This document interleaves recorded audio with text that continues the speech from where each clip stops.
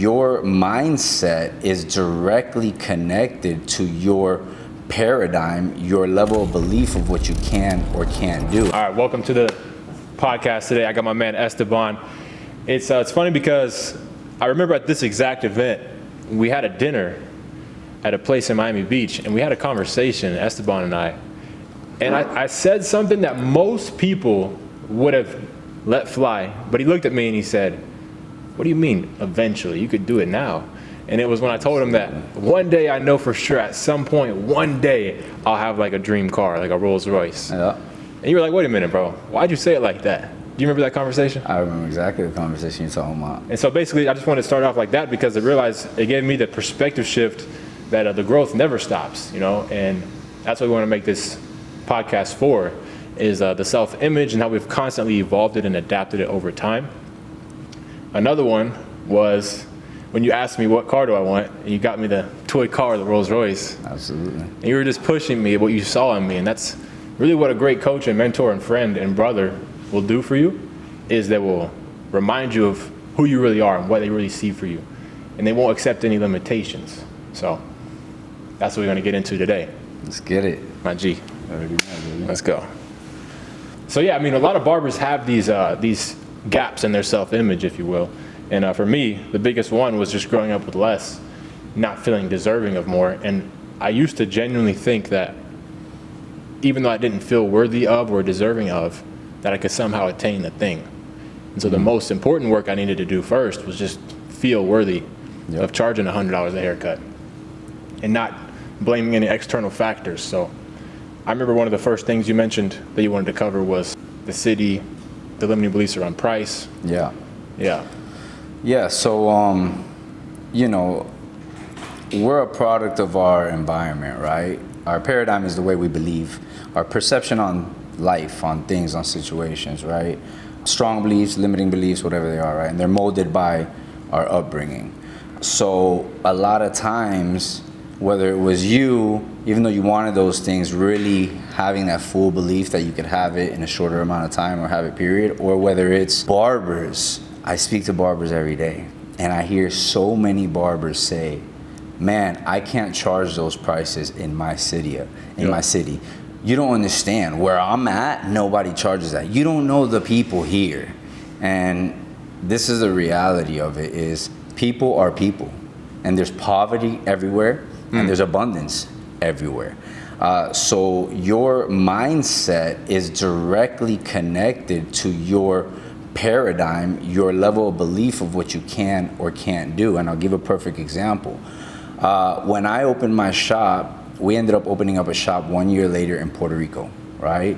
I met a guy named Aldo Arquitecto. He used to be a reggaeton artist. Super blessed to have met that dude. He's a leader, innovator. He was a barber. He left the reggaeton industry because he converted to Christ, and he was like, "I don't want nothing else to do with that." He was working in the shop. We went over there, and we ended up buying out that shop in Puerto Rico. It was a little hole in the wall, right? And we're like, "Man, we're gonna make this the baddest shop in Puerto Rico. We're gonna bring dynasty to Puerto Rico." And I remember telling them, like, "Guys, we're gonna change the game. We're gonna charge more prices." At the time they were charging, I think it was an average of $12 to $15 a haircut. And I was like, "We're gonna charge 50. We're gonna charge more than anybody else in the game." And literally everybody was like, "You're crazy. Yeah. This is Puerto Rico." I said, "Is there anybody in Puerto Rico that has a Lambo, that has penthouses, that has boats?" So we're like, "Well, yeah, of course, but it doesn't matter. It's Puerto Rico." I said, "No, it does matter. What the problem is, your paradigm is being shifted by your poverty, right? You grew up around poverty, and you think that this is the standard, but you have the ability to shift a standard and change a standard, right? No doubt. Getting to the moon wasn't possible at one point until somebody believed it was, and then we did it, right? 4-minute mile, all that, yeah. Absolutely. So we didn't get to $50 a haircut. They get between 50 to 100 now in Puerto Rico. Come on, you know, and now, you know, they have all the reggaeton artists that go all over there. Everyone you can imagine. They are the #1 shop in Puerto Rico. And I remember when we started, it was a limiting belief. Everybody said we couldn't do it, but we did what was not possible because we believed it was possible. Straight up. So it doesn't matter where you're at. And I just want to clarify, I feel so bad for those people that have those limiting beliefs and they allow it to keep them where they're at. Yeah, because everybody has those come in their brain, and we have a conscious ability to accept it or reject it. The successful people have them as well, but they have a quick reflex to just close the door on that negative thought as it comes in. And I mean, there's been times where I didn't have that skill yet, but I would find ways like going to the gym, tracking my food, and just building confidence in myself, knowing if I did everything that day, those thoughts were a lot easier to control. And it's really the devil. You know, we said a prayer before this podcast that we just wanted to focus on the faith, the higher, the light, you know. But the darkness is always there. For me, it was there as well. I remember charging $200 a haircut never seemed like something that was even possible. And there was another one. I actually wrote a note, something that I wanted to share that you helped me with as well. Is we had an event, and I think it was this exact event. Yeah, and the two guys that came to speak, they were like top guys, and I was telling you in the elevator, like, bro, it's kind of crazy because they just offered to like be a part of this, and I almost like felt out of alignment with that. Like, I was curious, almost asking you, why do you think that was? You were like, what do you mean, bro? Like, that's how they see you. Like, they see you as worth that. Of course. And I was like, oh, another gap in my self-image. And it just reminds me that it's a never-ending game. Like, just because I got to $200 a haircut, look how much more there is. So for Barbers, it's just, we want to share that message of the self-image and the self-belief and the paradigm, as you said. What was some of the biggest ones you had to overcome yourself that stopped you when you were a barber? I know you went through a lot of different patterns, you had different industries, but I've had a few. For me, one of my paradigms was I was always successful, right? When it came to like talking about it, I always wanted to be a coach. I always led, right? But I had this perception because I lost a lot of friends when I started hitting certain levels of success, right? Whether it's envy or maybe it's admiration in the form of they display it in envy because they think they can't get it or whatnot. So for a while, I would not post so much about success because I almost didn't want to hurt feelings. Yeah. Right? It was a limiting belief of, you know, people were going to view me like this or people were going to view me like that. Selfish ass motherfucker. Yeah, right? So that was one thing. But another limiting belief that I want to talk about was I wanted to do online coaching before anyone was doing online coaching. Because I've been in coaching and leadership for a very long time now. And when I opened my shop, the vision was, 1,200 locations, franchises. And I had been doing a coaching program from the day, back in 2015. But the online thing wasn't around. And I thought about doing it, but I didn't take action. And then I saw other barbers start doing the online coaching thing and start blowing up. And the limiting belief for me for a while was, I missed that wave. I was supposed to do it before they did it. Yeah. And almost like upset at myself, but also like, man, they did it first. So now because they did it first, they're the leaders now and it'll be harder for me or whatever, you know, the case it was. The devil is a liar. The devil is a liar. He's a convincing liar. He gets people, man. He is. That's what he does. So that definitely kept me from taking that action in the coaching space for a long time. Wow. Okay, got it.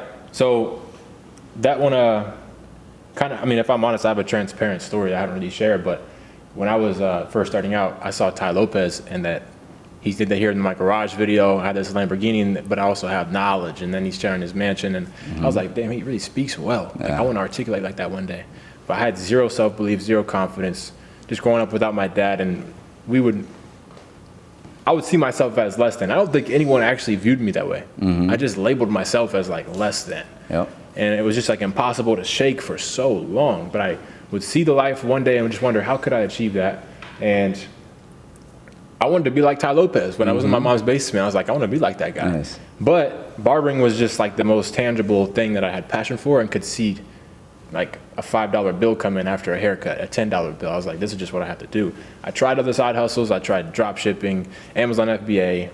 I had like thousands of dollars from haircut money and just like didn't have the willpower to see those through at the time. Barbering was just like the layup. And I just stuck with it. But I was like, I remember what I learned from Ty Lopez about like pushing a story and how he would say, that he had $9 on his mom's couch in West Virginia in a trailer park. Some story about that. And I just remember thinking like, all right, I'm gonna make my version of that. So I'm gonna start telling everybody that I started with $5 and a pair of Walmart clippers in my mom's basement. That was like my version. And I took that with me, but I always wanted to be a coach as well. I waited way longer. And I'll be honest, I never shared this. I had a associate, contemporary of mine, who told me, I'll kill you, bro, if you ever start that. Oof. And because I lived in fear and had no identity and really wasn't listening to God's calling, I just folded for years until God like broke me. Took everything and like, he's like, you're gonna listen. He like shook me. I said, yes, sir. Like, I surrender, you know? At that point, what no man ever said mattered anymore. And that's when I started to like develop more of a faith journey. I stopped doing things my way. I was really just only trying to make money, you know? It was all fueled from validation that I could get from how far can I push my haircut prices? How far can I, whatever. And I lost the inspiration that I was trying to give in the first place, the same way that Ty Lopez gave it to me. So I do resonate with that, pushing the coaching out too far. But the same, it showed up in everything I did, you know. For barbers specifically, I'm sure it's their haircut prices, it's the city they're in, it's not wanting to get on camera. You mentioned like, it was kind of similar. You said that you didn't want to post about success. Barbers don't want to post their freaking haircuts, or just like get on camera, period. And I would say that's the biggest one, putting their personality on camera. Man, that's the one that, because everybody posts content as a barber nowadays. It used to be if you just post your work, you're going to be big because no one was posting. Not everybody posts, so you have to not put your personality in it. Or the people who do are the ones who have the biggest impact. And so there's a big fear around that. And if you could dive a little more into that, like what was the step for you to be able to start putting yourself on camera and lower the ego and be like, no, you know what? It's bigger than me. There's a purpose behind this. For me, what really made me kind of just go all in was a few different things. Is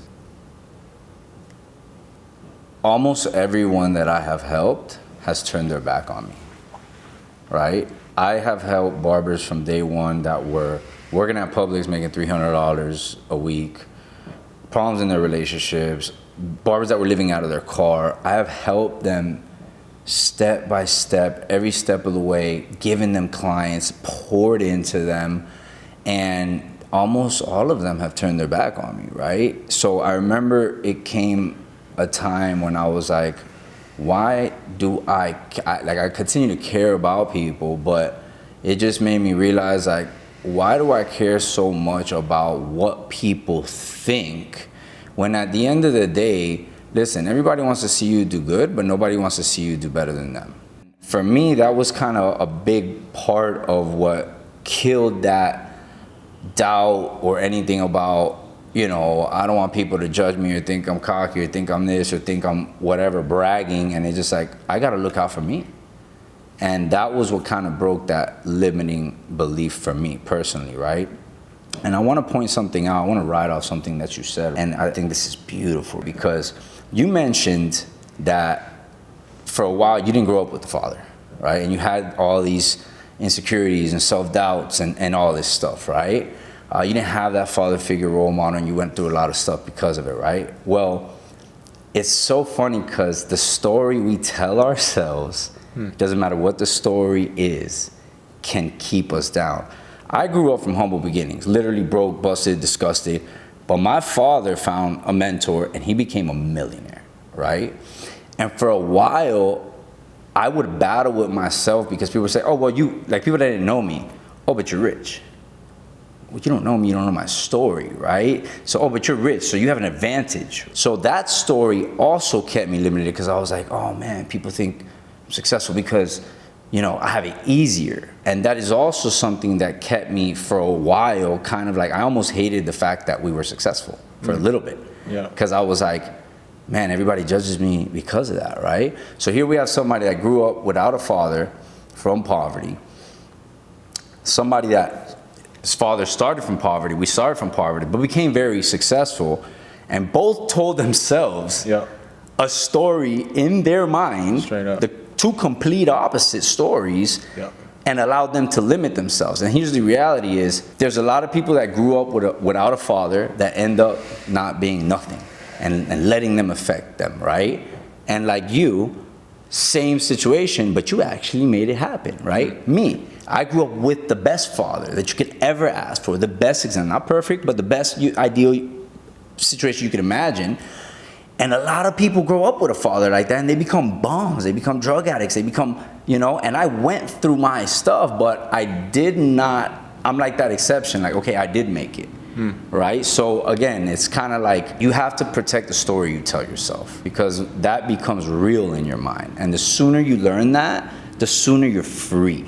And you can now, actually accomplish that desire that God put in your heart. And like you said, when your real breakthrough came through is after you got broken and God was like, hey, let's go. Yeah. Because the top isn't for the chosen few, it's for the few that choose, because we're all called. Because we're all called. I like that, bro. Yeah, man. And I think I didn't have a faith journey for so long, and so I was looking for guidance in other mentors. And I'll be honest, like, I wouldn't be here without mentors. I mean, when I was in Ohio, I had a mentor who said, Joel, like, don't just go to that California mentor, but go there with the mindset of being the best. Like, and I was like, wait, what? That's crazy. You think I can do that? So I always had people helping me, and I was very fortunate that they would see something in me and just over deliver and take me under their wing and like pull strings that they weren't usually pulling. Like the shop would not offer apprenticeships. If you didn't have a license, you can't work there. But then I come along, all right, we'll make an exception. That was God every Absolutely. time. But I thought it was me. I was like, oh, it's all me. So it took a while for me to drop that. But that's a good point, man. Like, somehow I wish I could have found a relationship with faith sooner. My mom grew up a Christian. She had me baptized and all that, but I never had an experience that made me feel connected to God. Like, I just was disconnected, and there was no one in my life that was leading me in a way where I was like, okay, here's an example of what a righteous life looks like. There's the fruit. Even the Bible says, like, judge a tree by its fruit. By its fruit, absolutely. Yeah, so a good tree produces good fruit. And so I just saw bad fruit. I never heard that verse till this year, but I remember my whole life being like, I clearly don't want to go down that path. Like, you guys say you have faith, but you don't move with faith. You're not improving your life. Like, it is going the wrong direction. So I just saw what I didn't want to be like. For my brothers, my family, like, my brothers are like selling drugs in my mom's house. Yeah. She would be working night shift. They would steal her car, drive around. They were doing crazy stuff, throwing parties, underage drinking, and I got caught into that actually when I was 13. And so yeah, it's like could have went either way. Thankfully though, he was there waiting, and it's just like finally I surrendered. So Absolutely. With the father story, that was interesting. Like both voices. I think I just wanted to summarize that by saying that it's so much easier to get to our calling when we just have a faith journey. Absolutely, man. Like I was seeking it through mentors and didn't want to let people down, or didn't want to post the wrong thing because I might get judged. But then you realize like none of this stuff is going to matter. So I think for most barbers, I do find that like barbers in the program that like are really strong on their faith, they have way better morals, character. They show Absolutely. up. They say they're going to come to the group calls. They come to the group calls. I don't know. I just feel like I've noticed that. Yeah. They have way better character. Yeah, that's funny. So my dad, right? He's writing a book called The Search, and I think all of us are kind of in this search, right? Even the people that don't believe in God, they don't believe in God. They don't got no faith, but you're trying to figure out how this all works. You're still on a search, right? And so, we're searching, we're trying, like you said, I'm trying to find validation in this and how much I charge. And the mentor, I think this is the person, this is the answer. We idolize people sometimes, not only, musicians, artists, and sports figures, but a mentor even, because he's successful. He might be a good person, but, there's a saying, how does it go, like, about when you actually meet your mentor, like you could be disappointed or something like that. Yeah, never meet your idols. Yeah, and that happened to me by meeting one of my person that I kind of put on a pedestal, right? Yeah. But so that search, we all have that call, and we're being called by God, right? And in there, we're trying to find it here, trying to find it there, right? But I think the reason that the barbers that do have that faith journey and have found God are more dedicated and committed is because when they understand you're not doing this to look cool, you're not doing this for a financial number, you're not doing this to impress your mentor, you're not doing this to impress the people, you're doing this to serve your creator. Now it's not a I'm interested thing. It's just like, I am on this path. I am committed no matter how many times I fall, or, you know, I can still use mentors and do all these things. I can still accomplish success and the haircuts and all that, but all that is just a byproduct of my purpose and mission to serve my creator. So now that commitment level is different. Yeah. And this may sound controversial, but I think anyone who is not doing their best, any man who's not doing his best to be the strongest version of himself, mentally, physically, financially, and he says he has faith, I look at that as hypocritical. Because of my childhood, seeing the lack of examples of role models in men, which I realize that every man's going to let us down. However, if a man isn't doing his best in all those areas, I look at that as a hypocrite, and not someone that I can follow. And the first command in the Bible, be fruitful, multiply, and have dominion. Is that correct? Yeah.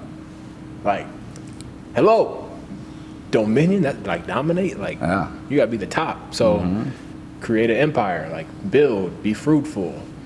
Like when I think of those words, like prolific, like a person who is prolific would be putting out tons of content. The people I look up to the most, like I watch a Myron Golden and I realize like, wow, he has an empire, a machine. He's making podcasts, none of these people are perfect. I've seen like scandals and stuff with him. I don't know if it's true, but I look at how they operate. I'm like, wow, he pushes the Bible in every video.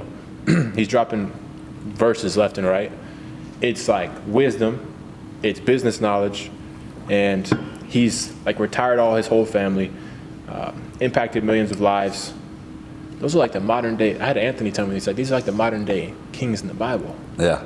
None of them are perfect, just like the kings in the Bible weren't perfect. You know, so for a barber, you can strive to build your own empire, you know, whether that's just your social media platforms, like owning barbershops.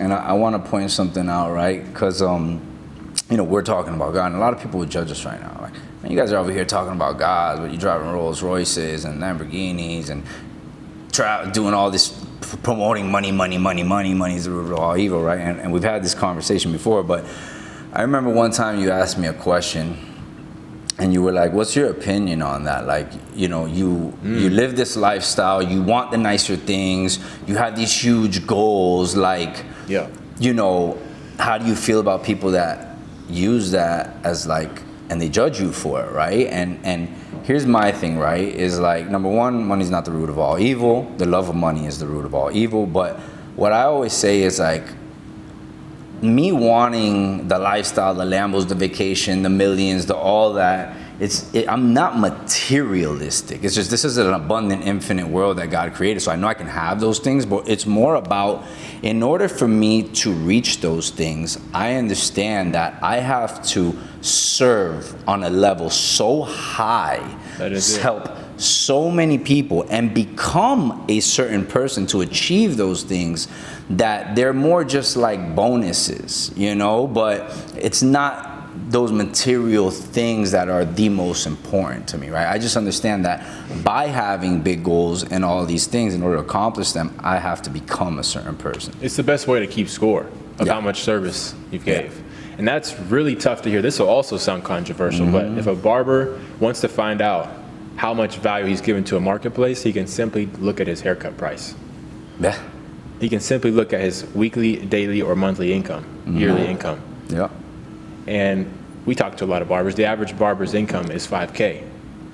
Average. So meaning if you're listening to this and your income is $5K, you're not outperforming the average. You're the average. That's the value that you're giving to the world, to the marketplace. And then they're like coming at our neck like, wait, what do you mean I'm working on providing for my family? That's true, man. There's nothing like that's. I tip my hat to you. Yeah. But the true definition I've found for intelligence is getting the life you want, getting what you want out of life. So if I found myself showing up to the shop, being stuck at 35 a haircut for 2 years, myself, from age 20 to like 22. I was an apprentice, I was learning the game, and I had a huge ego. I thought just because I moved to Cali, I got in the right shop, and I'm supposed to just like be gifted with clientele that comes back and never leaves. But every week, I'll walk in the shop from a client I cut last week, and we would dap each other up in the shop. That was the culture. But I would notice the person in the chair was my previous walk-in I took last week. I'm like, oh, you didn't like the cut? All right. Yeah. And that took me a year or two to be like, oh, I'm not providing more than I'm asking in payment, which is the true definition of what our value. Yeah. So, and I love what you mentioned. This is very important, that a lot of barbers, they're working really hard, right? Let's talk to the barbers that are making a little bit more real quick.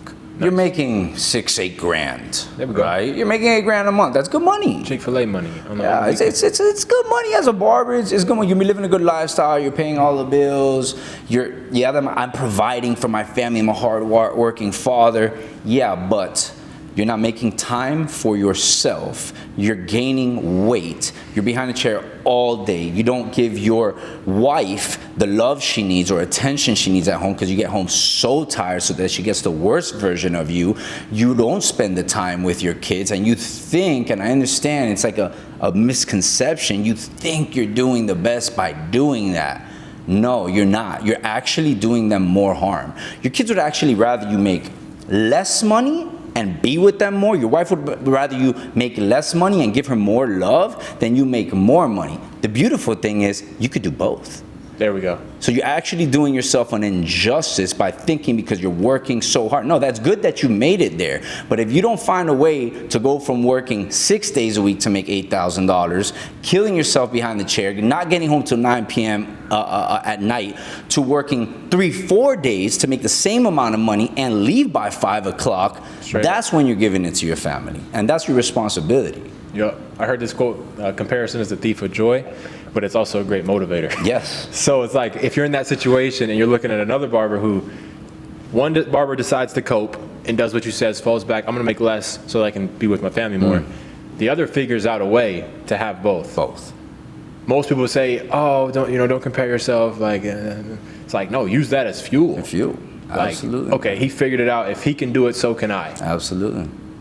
I shared this on my story yesterday or 2 days ago, that the motivation I get now, it used to be, they called me a $5 barber when I was in college. That was my story. I remember going to a party. I used to drink, smoke, vices. I was just a lost kid trying to fit in. And I was in a community college, and I was just about to drop out of that community college. I worked a 9 to 5 at a telemarketing job, and I was doing $5 haircuts. Just random drifter, honestly. And that's what Napoleon Hill calls a drifter, like allowing others to do your thinking for you, partaking in vices, not having a plan. And so that's what I was doing. And about a year later, I got my shit together. But during this phase, I'm partying. This girl takes a picture with me, puts it on her Snapchat. The next day, she gets DM replies from people at this community college saying, oh, is that your nigga? He's a bum. He's a $5 barber. He cuts at Hocking, which is a community college. And they were just trying to degrade me as much as possible so that she wouldn't think I was worthy. And I was like, okay, bet. People would say, Joel, don't take that personal. That's okay. Like, they don't understand your situation. No, that's my fuel. Absolutely. Like, I know you resonate with this. Like, that's how you work as well. And so many people will say, like, as a young man, you shouldn't let the negativity get to you. And, it's all positive. And you're just going to always have when you wake up, you're going to want to get up and do a cold plunge, and you're going to want to go to the gym and do your business work. That's not the case. It's great to be motivated by the light, but a lot of the times when I was most motivated, it was when I just got like a tough rejection. Like, oh, okay, all right, bet. And it's not like I'm going to be petty and like talk about it or gossip or anything, but I'm just going to, okay. Turn the pain into fuel. Yeah. All right, listen, there's nothing stronger than being fueled by pain, right? And it's almost like, I know it sounds wrong, right? But like a get back, like a vengeance, like I want to show you, right? But there's two factors to it, right? Number one, if it's pushing me to become better, it's not a bad thing, right? Not only that, but by me actually accomplishing this and letting those people eat their words, not only are they gonna feel like kind of silly, like damn, he did that, but you got to think about the flip side is they're also going to be inspired and motivated. Like, Absolutely. damn, I talked that shit, Yeah. but look what he became. So at the same time, by doing that, using that pain and that fuel, you never know if God intentionally allowed that situation to happen to give you that pain. Yeah. Right? For the trickle effect that it has on everyone else around you. So Straight that up. pain, I mean, it's huge, man. Everybody wants good, right? But No doubt. go through a heartbreak, go through some serious shit, and that's when you really, Yeah, I mean, and if we were to create it, I would say like any barber that hasn't found a way to make $1,000 every time they pick up a pair of clippers, what are you doing, bro? yeah. How many years have you been holding those clippers in your hand day after day, repeating the same cycle? They say that's the definition of insanity, to do the same thing expecting a different result. And it's cope to act like there's not younger barbers who've been in the game less than you, in the same city as you, able to charge more and make more. This is not a charity. We are in a for-profit business where if you haven't figured out how to make $1,000 when you pick up a pair of clippers, what are you doing? Yeah, man. If you haven't figured out how to free up your time and only work 2-3 days a week on your barbering so you can work on other business models, what are you doing? Barbering isn't a vehicle you want to be in for decades at a time. You want to get in, figure it out, build a brand, and move on to, for me, it would be sales, marketing, etc. If you haven't figured that out, what are you doing? Bro, so you just said something powerful, right? So you're absolutely right, bro. $1,000 a day. I remember when I used to think like a thousand. If I can make 1,000, like I remember the first time I made 1,000 a day, right? And to make that 1,000 a day, it was number one in Christmas season, so it was crazy busy. I started cutting at like 7 a.m. I cut all day. I must have cut like 25 heads.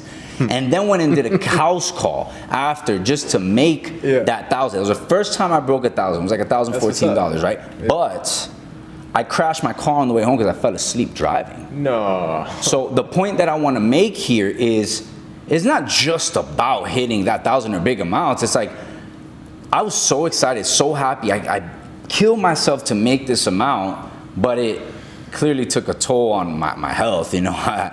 And then I remember after that, though, it opened the light for me. Oh, you could make 1,000, right?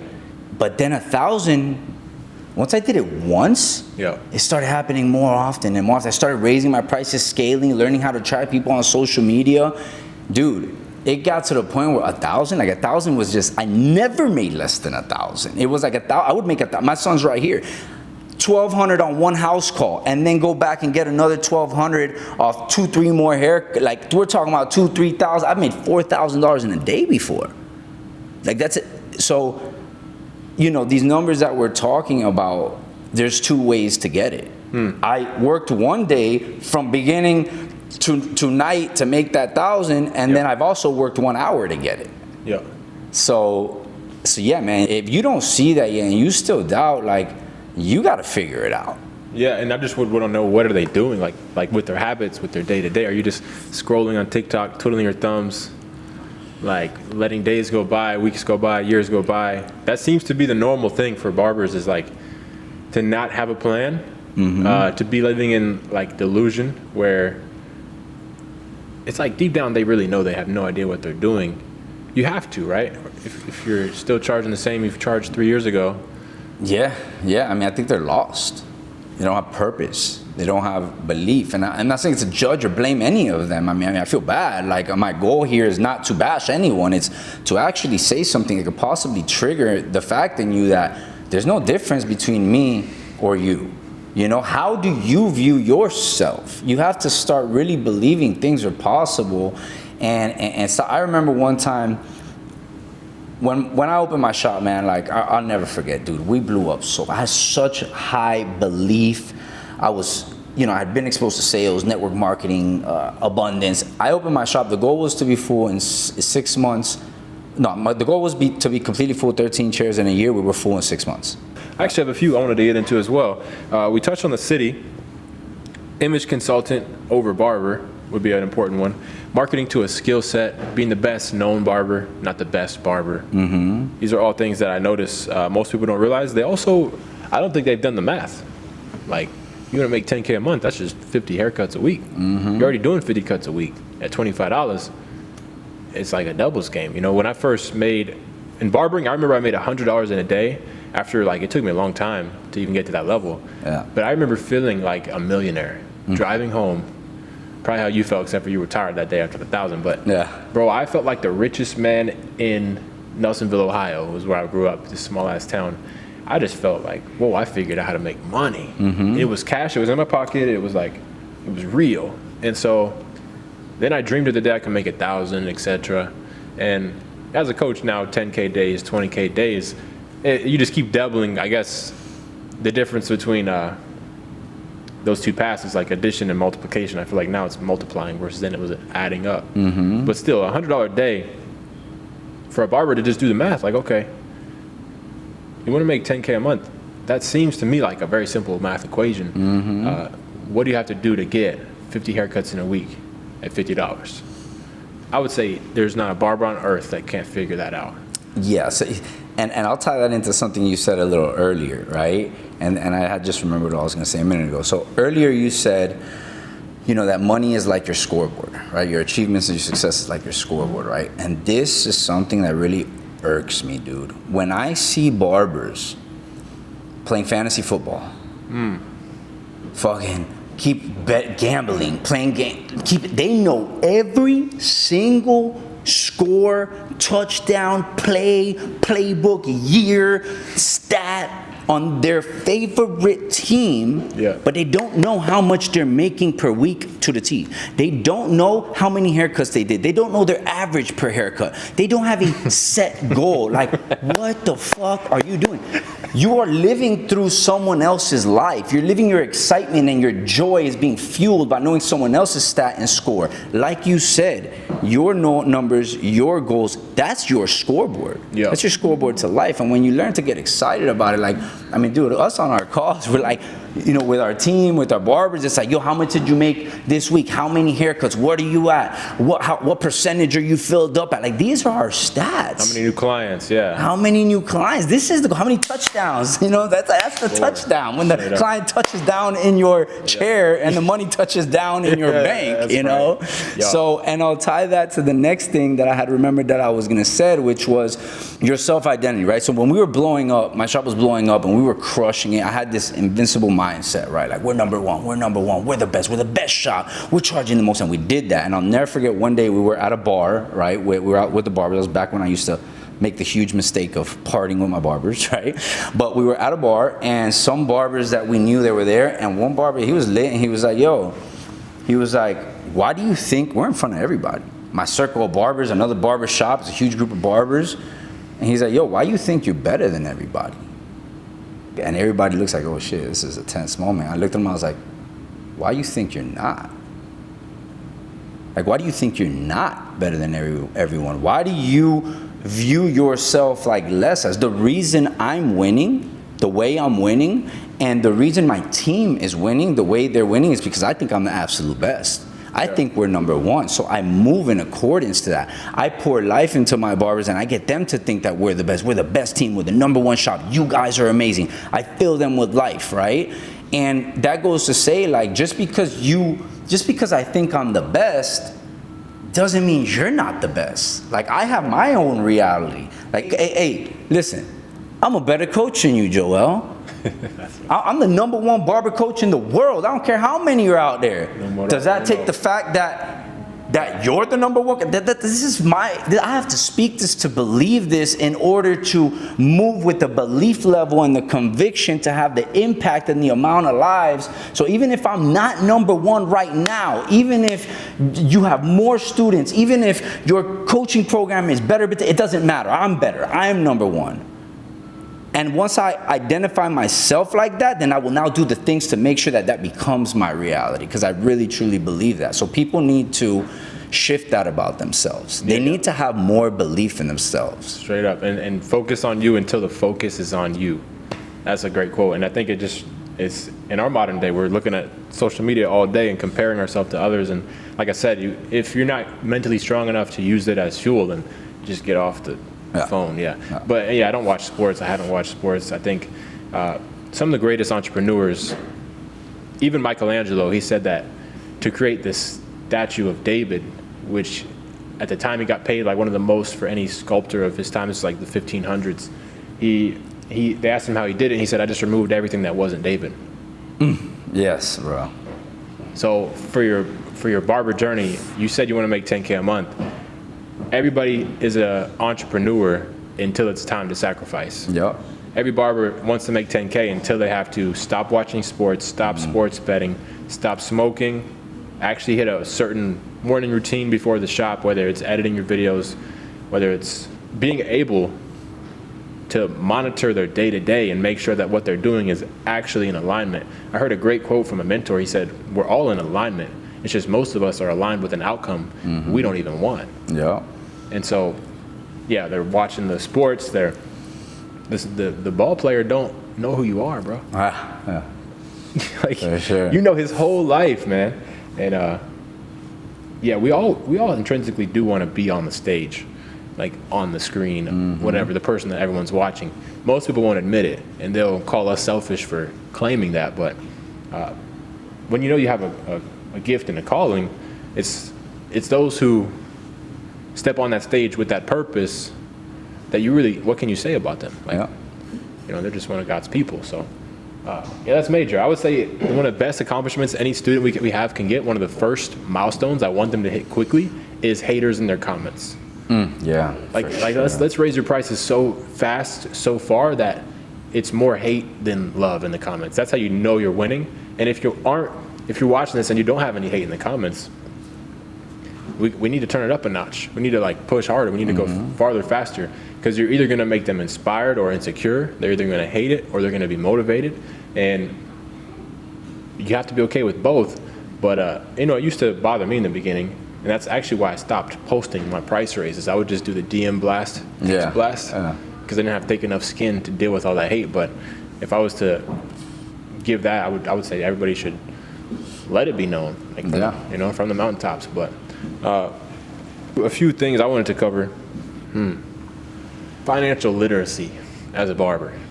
Can we quickly touch on that one? Yes. Like most barbers have no idea that I talk to how much they even make. Like, how much you make, bro? Shit, I think my booksy said I did about 70 cuts, but I'm pretty sure I got some walk-ins too. Shit, honestly, I have no idea, bro. I don't even know where it all goes. I feel like I made a lot, but somehow like I'm at the same spot each month. And I remember feeling that way as well. I'm not, you know, judging, because there was month after month where I would be hustling, taking walk-ins. I would work 7 days a week sometimes, but the amount in my bank account didn't ever increase. It was the weirdest thing. And then I realized, oh, it's because I'm fucking spending so much. Of course. But I didn't know what I was making or spending. And I really think that's very relatable. Possibly one of the biggest problems that need to be solved in a barber's business. So what have you seen with that that's helped your students the most to overcome that? Well, I'll tell you what I've seen, and I'll tell you what I lived, right? Because I've made so much money in my life. Like, listen, I've made millions of dollars and not had a dollar to show for it before, right? I'll never forget the saying. It was like, listen, you can make $1 million in a year. If you spend $1 million in one, you're broke. Right? Yeah. And I did that for years. Cycle, making so much money. I'll make it back tomorrow. I'll make it back tomorrow. And I would keep track of my income because I had goals and stuff, but I never kept track of my expenses. I was just like spend. And I was always like just a couple grand in my account, just a couple grand. But I made so much, right? So number one, that affected me tremendously because I could have been further along earlier in my career, you know, and my goal is to help barbers avoid that. Like, yeah, we're helping barbers tremendously change their income. But if we don't help them change their outcome, they're gonna keep being broke, right?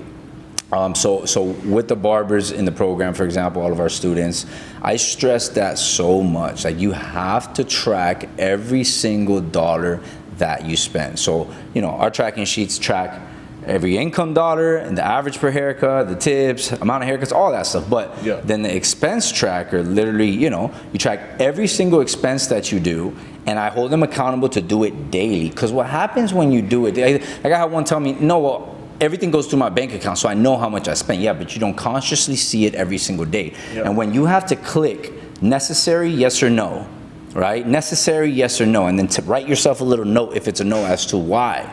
Was it weed? Was it extra food? Was it shoes? Was it whatever? Little things. It's little things on a daily basis that we think are insignificant. Yeah. But then at the end of the day, when it adds up at the top and you see total expenses, total necessary, total unnecessary, and it shows you how many on each item, you're like, damn, dude.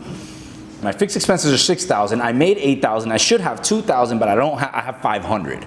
Yep. Where did they go? And then you start to tell yourself stories like, I'm not really making that much money, or the shop is slow, or you start, because you think you're you're making it. You just don't know what you're making it. So you can't measure what you can't track, and it's like a ship without a sail, man. Let's say a ship has a goal of getting from here to the Bahamas, let's say.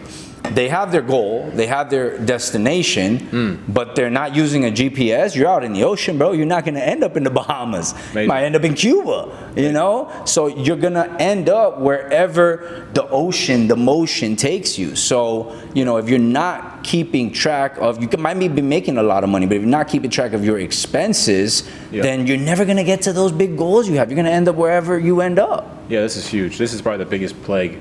And they say that the scarcity and limitations are passed down from previous generations. I feel like in barbering, that's huge. And it wasn't this event, but the one before that, we did a show of hands. How much have you invested in personal development? 1,000, raise your hand. Some people couldn't even raise for that. Yeah. Or maybe I think that was like the one where they at least did that because they were in the program. So, yeah. Okay, 5K, a lot of hands started going down, 10K, 20K, 50. And I remember the guy in the room that had invested the most was like $1 million invested himself, but he was also making the most. Yes. And so that was a great realization of like personal investment always equates on the back end. You're going to eventually see that back. Absolutely. And it's crazy to me because barbers say, I just need to save up, bro. And I'm like, save where? You don't have a savings problem, brother. You're currently not making enough to pay my Rolls Royce payment monthly. It's $4,500. The insurance is $700. Like, how are you going to save? Absolutely. So you actually have an income problem, brother. Instead of trying to save on your $3K a month income you currently make now, and you have $3K in the bank, right? You're like, let me just keep saving this $3K. Next month I'm going to put an extra $200. That'll be $3,200. Bro, you're going to be in a wheelchair by the time you make $1 million. We all will make $1 million eventually, right? Yeah. Barbers that make $50K a year over however many years, do the math, that's $1 million. But I was someone who was willing to go into debt and get credit cards for mentors and learn new skill sets. And I know it sounds judgmental, but it's true. Like for a long time, I really had this mindset that I'm going to just save my way rich. Eventually I'll get there, and even though I don't have the skills yet, when I save enough, then I'll get the skills. What a flawed paradigm and a lie that they sold me. That like you got to go to college first, you got to get like a degree before it's like this future, we're putting it off till later. And I finally realized like, oh shit, I have to learn these skills, high income skills to create that reality. And it's the smartest people who will just open the hand, because if your hand is closed and you got cash in your hand, you can't give or receive.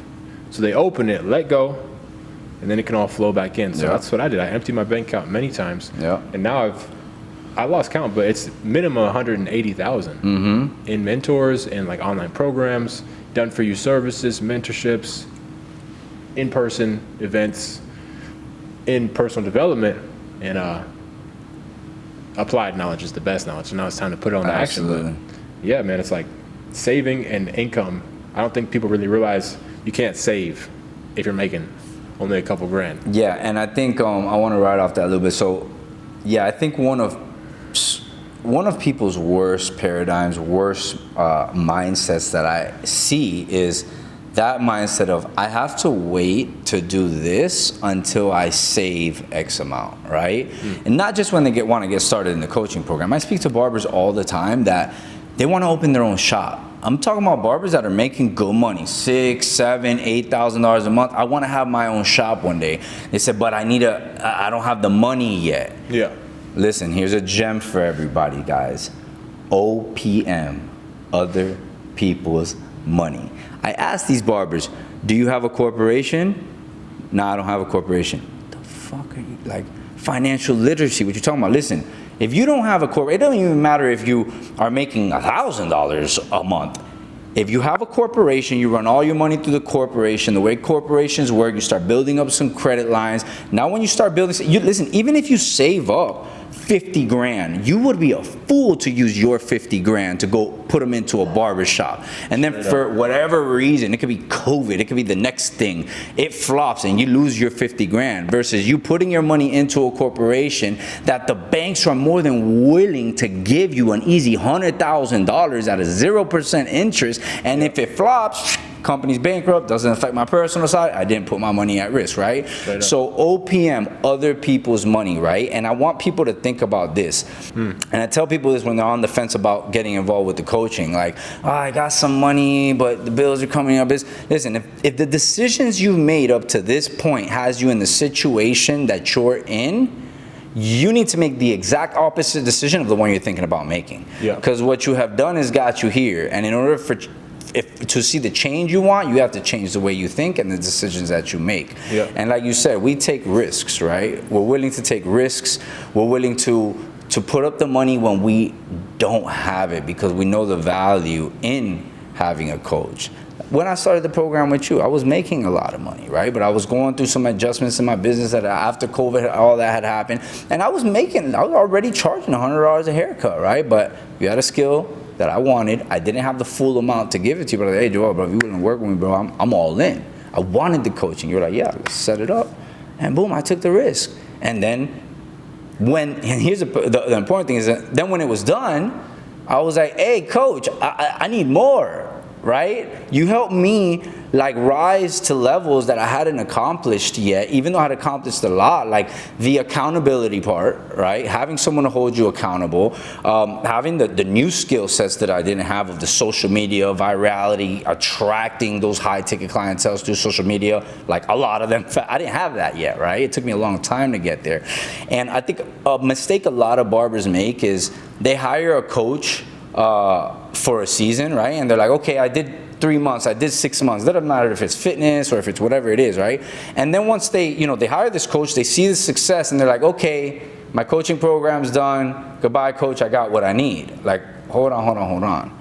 If having a coach took you to where you got to, what makes you think that now just going on your own, you're just gonna like, that's it, now I can get to the top levels? Like, there's always a next level, right? And having a coach, if you want to stay the same, cool. But if you want to continue to grow, I mean, I truly believe in always having a coach, always having a mentor. Because like we're all naturally called to be great.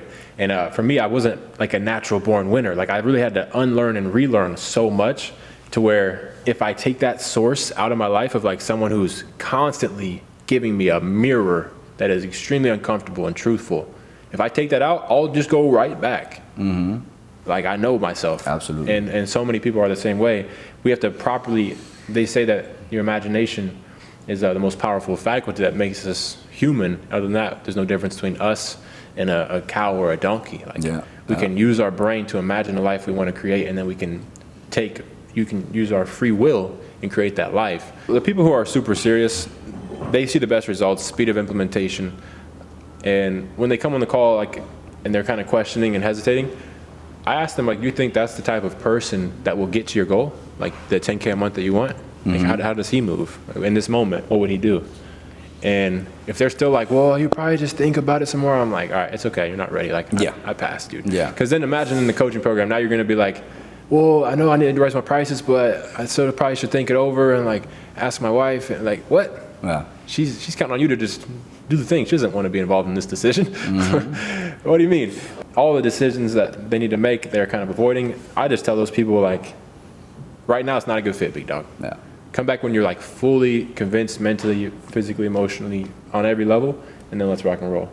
So I wanted to finish with an invite to any barber who reaches out to me and solo hablas español. Mi madre es español, fluent in Spanish, but mi practicando. However, I have a brother and a business partner who we've teamed up together, and I'll kind of kick it over to you to speak in Spanish. Sí, para los barberos latinos que siguen a Joel, que quieren involucrarse con el programa, que están cansados de no saber cómo generar los clientes, cansados de no saber cómo manejar las redes de una manera efectiva para generar clientes que paguen más. Hemos creado una alianza, una sociedad aquí, a donde todos los barberos latinos que quieren hacer coaching, pero no hablan inglés, yo voy a estar asistiendo con todos los barberos latinos. Entonces, si ustedes quieren crecer, si quieren ser parte de una comunidad que todo el mundo está creciendo, cobrando más por recorte, aprendiendo las redes, mándenle un mensaje a Joel y nosotros juntos nos conectamos. Yo les hablo a ustedes y los traemos al equipo y les tenemos todo el programa, todo el entrenamiento que ustedes van a necesitar. En español ya está hecho, llamadas semanales, mentoría 1 a 1 y tenemos barberos que están rompiendo súper duro. Uno de mis estudiantes hace un mes entró al programa ganando $600 a la semana. Tenía una meta de ganar $2,000. Esa fue su meta grande para todo el programa. En el primer mes rompió los $2,000 en una semana. Y una semana después rompió $2,948 en una semana. De 600 a la semana a $2,948 en un mes y medio de estar en el programa enseñando las prácticas que nosotros le vamos a enseñar. Si eso es algo que quiere, aquí estamos para servirles. Yeah. Tú Esteban la familia, campeón, imparible, todo en el mundo ganando el barbero across the world. How do I say winning across the world? Yeah. Ganando en todo el mundo. You said it, you got it. Yeah, I'm learning, right on. He's going to take care of you guys. Let's go. We got you, man. Dope. That's a wrap. My G. Good stuff. Great one, bro. For sure.